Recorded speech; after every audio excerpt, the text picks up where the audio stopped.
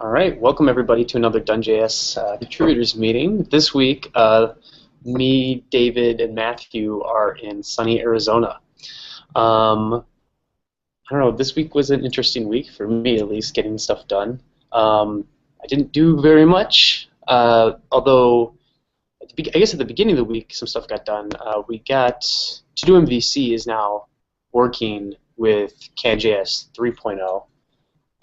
So that's really good. I think next week, at least my plan is to finish that up. So we could probably, I don't know, David, we didn't really talk about it much, but I think probably at the end of next week we could have maybe a beta release that people could start trying to upgrade to. There isn't too much left in what I've been working on this week, so we could probably technically even release it and see. But we gotta at least write up what to do to upgrade. Yeah. I've been taking notes on that issue, and I think we should probably work on the compatibility, right after that. Yeah. Have you done VDOM? Yeah, we'll do that. Yeah, I think it's gonna be a whole other thing getting a release out that works with DoneJS's server-side rendering setup. You might have to be part of that. So that's it for me. Just trying to get 2.0 out the door as soon as possible. I haven't. Yeah, I also have not done a whole lot of open source. Early in the week, I've worked on a little bit on a Steel talk. So most of the videos, I think I need to do like 2 follow-up videos, one to show off live reload and a couple other things. But that went pretty well. The only real development I've done this week is there's been a lot of people that found this less live reload bug where you're importing stuff inside of less and you kind of have like a deeply nested imports in less. That live reload doesn't work, so I've been working on that. I have like a proof of concept of it working last night, so I need to write the tests for all the individual projects to be able to get that in. Awesome. Yeah, hopefully early next week I'll be able to get that out. Sweet. Yeah, I can go. So I did finished extra. Can you hear me? Yeah. Okay. We don't know about. I'm not sure if I can hear you through the window or. I finished extracting, pulling out the rest of the modules for CanJS, so they're all in their own npm modules now. It turned out that there was still a couple missing, but that's finished. And then there is a branch that has basically it's a CanJS branch that pulls in all those modules and creates the CanJS that you already know, and makes a build for it. And that's the part that we want to release as, I don't know if it's another pre-release or alpha or beta or how we want to do that, but with that one, people can go and actually try it. So, but I think that's it. So it's going to be short today. Awesome, thanks, David. Julian? Yeah, sure. Yeah, not very news about me and what I'm doing. So basically, I want to rename some of the Steel repos. So we talk about that last meetup or hangout and talk to Matthew. Maybe we can rename some of the repos for Steel or DoneJS, or maybe CanJS is very good at the moment. David did a good job with pull out the stuff into their own repos. So yeah, that's what I'm trying to do. Yeah, that's a basic. That's about me. Yeah. Because it doesn't really matter if you rename them on GitHub, because you have the redirect, so you don't have to worry about that. And yeah, so I think it would help to make it consistent. Yep, that's fine. Yeah, no problems. Yeah. Yeah, we're not using what's it called anymore. Bower. no submodules or Oh, Bower anymore. Even if so. you did, I think the redirects would probably still Yeah, I work. think they do work through. Cool. So awesome. Yeah, seems like a slow week, but that's to be expected when I think we're doing reviews and whatnot. I think next week we'll be right back to normal, moving stuff along. I think next week, is anybody got plans to be gone next Friday? Because then we should really talk about the what's it called? The operating Thing we've been putting off for the last thing we've been month. putting off for a month. Yeah, I'm gonna reach out to everybody else and make sure that they can come, so that let's all talk about it next week if possible. Yeah. Sound good? Governance. Yeah, governance model. Awesome. Yeah. Awesome. So can we go ahead or something to review else? So, but I want to talk about stuff that I had a short talk to David. It's about Steel and CanJS in the future. So, as Justin said, CanJS 3.0 only work with a dependency loader like Steel or something else. It's not working anymore without module loader. So well, let me rephrase that. There will be downloads for it. Yeah, for each of them. Yeah, but the plan wasn't there wouldn't be and they'll be listed on the website, but there wasn't, and there'll be like a big download like there is now, which is like basically every single module kind of, so you can concatenate them yourself. But originally we weren't planning on doing the download builder. So that's what I'm talking about to David. So David has a good idea, and maybe I agree with that. We could make Steel as service, something like that. So we can maybe build. That's what it is. What do you say? Hosting it. So I thought, and maybe David can agree with that, we can build a DoneJS app for Steel as service. So the downloader will be a DoneJS app with Node Express app in the background, and in the front end we could have DoneJS, and we can provide then the downloader for the future.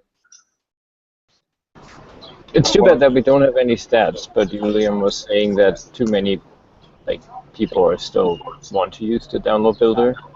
Yeah. Okay. I mean, it has its problems when people just select everything and do that, which is not very useful. I think for being able to create your own download, an option would still be. Oh, it's going to be even harder to update it now, the way it's. Yeah, I think that's fine. I think I'd like to solve it before we totally commit to it. I'd like to solve it on paper a little bit. Just say here's what it's going to take to make a new download builder. Here's how we want to build a new download builder. Julian, I would just create an issue, and I'd just like to see and let's all brainstorm on what it would take to build the download builder so that different versions and it's reasonably maintainable, that when we release a new version, nobody's got to go to the download builder and do anything, so it all is just kind of automated and it's its own thing that we don't have to worry about. Okay. Because making it so it supports different versions so people can obviously get those different versions is an important thing. I think it's just that if you're not writing I think it is a lot more common for people who are PHP developers or Rail. Everyone in Rails uses asset pipeline. Probably is much more common there. Oh yeah. Kind of insulated in the JavaScript world where everyone does. Yeah, sure. That's the point. Yeah, if you're coming from a PHP world, you want to have a full bundled file of CanJS and with all the modules you want to, and you didn't want to have a dependency loader for JavaScript. If you're a PHP developer, you are interested on PHP developing and not on JavaScript. So yes, Yeah, maybe I can create an issue in CanJS, and then we can talk about and brainstorm about that, and maybe we found a solution for everyone and can provide yeah, easy app. yeah, because I guess we'd want to, especially if CanJS 3.0 is going to be a lot about its like extensions, and we're going to want to support them, right? What extension? Like I don't know, someone makes a like the. You mean component? I mean, like is it? components Yeah, is it extension? possible that because you we're mean like can validate that kind of thing? yeah. Now the thing would be if we make an extension builder that supports especially third-party plugins, and we're running until. You're right. What extension you're talking about? Steel extensions, or No. Sorry, CanJS. Let's say someone in the community, like how far do we want to go with this? To me it'd be very cool if we had that Can UI, but like someone else created a custom. I would really like to see 3.0 as kind of like almost your CanJS rocks or like an NPM where it's just like, hey, here's the A+ stuff, and then everything else is easily searchable that people have kind of put on NPM for CanJS, and they would probably written it with Steel, their packages, but it'd be very cool if you could say, hey, I just want a grid widget, download builder, give me this grid widget. That's kind of listed on the site. We would have approved ones, I assume. But I guess when we'd approve them, we'd also have to audit and make sure that there's no like install scripts that are going to take down our server. Yeah, this could be. I don't know if we should go that far. Yeah, I think maybe we just start with ones that we actually trust and have control over the just keep package, so we know. But that would be at least a cool like thought, I guess, mental workout is to see if that's actually something reasonable that we could accomplish. Because that would be very. If you're trying to go down that road, if we're going to try to attract people who aren't sophisticated enough to, like they just want a script. Well, a lot of times they want a script because they want that date picker or they want that. But isn't it a template? It's more a component that we provide. So you have that GitHub repos about the Toby components. Maybe that's more important, right? Other than writing extensions. So extensions writing, I think it's very hard for users. They are not familiar with CanJS in the background. So it's very easier to write an input element component that do maybe date picker stuff. So maybe we can put more in that direction other than in writing extension. Well, I kind of meant both, but yeah, I agree. So yeah, let's create that issue and I guess see where it takes us. Okay. So what about Matthew? What about Steel modularization of writing Steel plugins? How's that going? Is that finished or are we in developing? I'm still in development. Yes, I haven't really had a lot of time to work on it. I've conceptually working. There's like one thing that you kind of really want from a plugin, and that is like we only load the plugin when we absolutely need it, and that's sort of a hard problem that I need to figure out first. So, okay. But yeah, the idea is plugins will be much more. You'll be able to do a lot more with them and just do way better.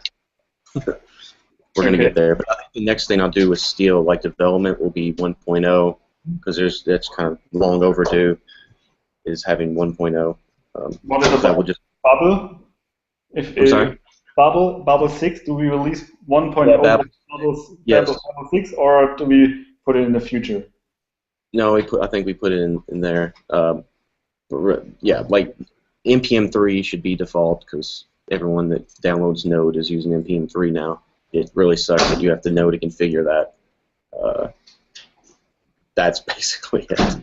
Then there's like there's a conditionals extension that's already working that just needs to be ironed out a little bit more. And I think that will be included. But yeah, not a lot development-wise.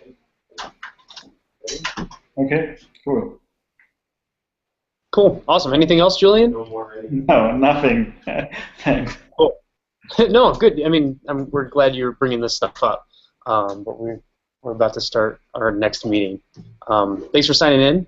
Thanks for sharing. You too, David. And see you next week. Bye. Bye.